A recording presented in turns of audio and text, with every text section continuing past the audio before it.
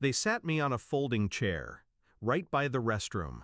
The smell of bleach and cheap air freshener leaked from the door behind me, mixing with perfume and champagne. Meanwhile, even the cousins we hadn't seen in a decade sat near the stage, sipping wine, laughing like royalty. That was my place in the family, an afterthought, a shadow.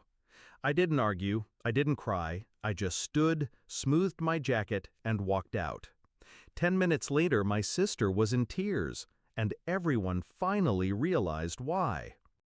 There was a time when she loved me, when we were inseparable. We used to sneak cookies from the kitchen at midnight, whisper secrets no one else knew. She'd grip my hand when thunderstorms rattled the windows. I believed her when she swore we'd always be on the same side. But promises rot fast in this family. As we grew older, she learned quickly what earned praise: smiles, charm, obedience. I was the opposite, quiet, stubborn, unwilling to play puppet. Slowly, she became the golden child. I became the cautionary tale. Still, when she called me months ago, begging me to stand by her on her big day, I said yes. Foolish, hopeful.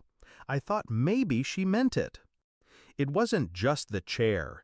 It was the look in her eyes when I arrived. Relief, not joy. Like ticking a box. It was the way her new in-laws whispered about me, clearly fed stories by her. It was the seating chart, handwritten by her, and my name scratched at the bottom, next to the bathroom. Humiliation disguised as hospitality. I realized then, she didn't invite me to honor me. She invited me to control me, to display me like a zoo animal, close enough for pity, far enough not to matter. That's when something in me shifted. I didn't storm out in rage. No, rage is sloppy. I slipped out in silence, calm, composed, because I wasn't walking away empty-handed. What my sister never knew was that her perfect wedding, every vendor, every invoice, every fragile detail had passed through me. Months ago, when she asked me to handle the boring logistics, I did. Contracts, payments, backup files. Everything ran through my email, my passwords, my accounts. She thought it was servitude. She didn't realize it was leverage. I walked to my car, opened my phone. One app, one button, one message. Cancel. The florist? Gone. The band? Gone. The lighting crew? Gone. Each with polite automated messages reminding her of unpaid balances. Balances I had quietly rerouted to her personal card weeks earlier. The caterer? They were already setting up when they received the stop order. They packed their dishes and drove off. And the cake, God, the cake! A towering 5-tier monument of sugar.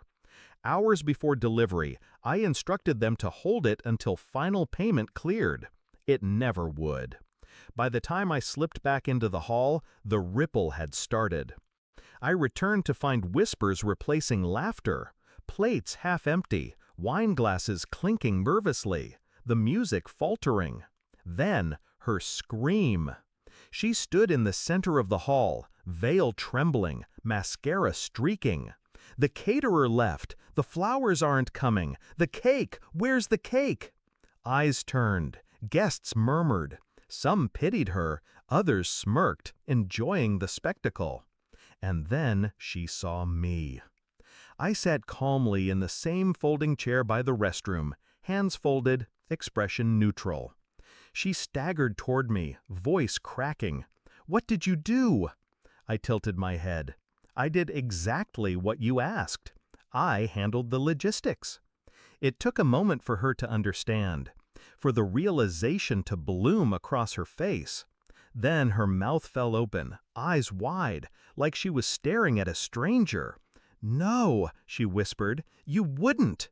I leaned closer, my voice low, only for her.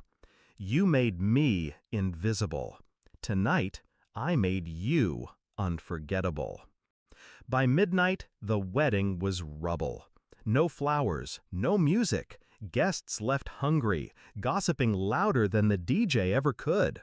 Her perfect fairy tale ended in whispers and pity. Photos of her breakdown circled the family chat before she even changed out of the dress. And me? I drove home in silence, windows down, air cold and clean.